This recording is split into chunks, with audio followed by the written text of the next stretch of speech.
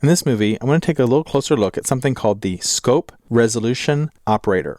And we saw it in the last movie when we were working with static variables and static methods. And it's those two double colons. That's what it is, the scope resolution operator. Now in PHP, it also has a much bigger, fancier name, which I'm sure I will mispronounce, but Pemium Nucodatium.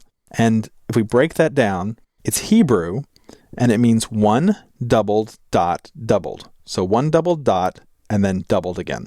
And that's why we have two colons. So that's the double colon in Hebrew. Now, why should you care what it's called in Hebrew? Because that's what PHP calls it internally. If you remember, PHP was developed by Israelis. Sometimes you'll get an odd error. It'll say parse error, syntax unexpected, T, and then you'll get this long word. And you're like, what in the world is that thing? I have no idea what went wrong in my code. Well, in English, that error means that you screwed up the reference to an object or to its scoped attributes or methods. Let me show it to you so you'll recognize it. Here I am in the same static modifier page that we were just working in. You can put this anywhere, but I'm just going to make a bogus request here. I'm just going to say make : an error. There we go. And that's not going to work, right? For all sorts of reasons, that's wrong. Let's try and load that up.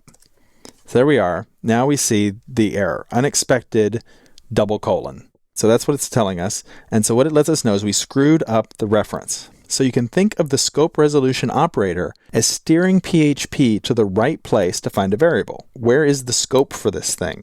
It's inside a certain class. And if you think about it, a static class variable works pretty much like a normal variable as long as we prefix it with a scope. We saw that in the last movie. It's just a variable that's being maintained in a class. The class is its scope.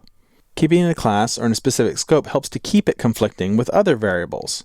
So for example, we can have this student total students, but we could also still have something like total students equals 20, and that's a separate counter. That's a separate variable that we're working with because it has a different scope.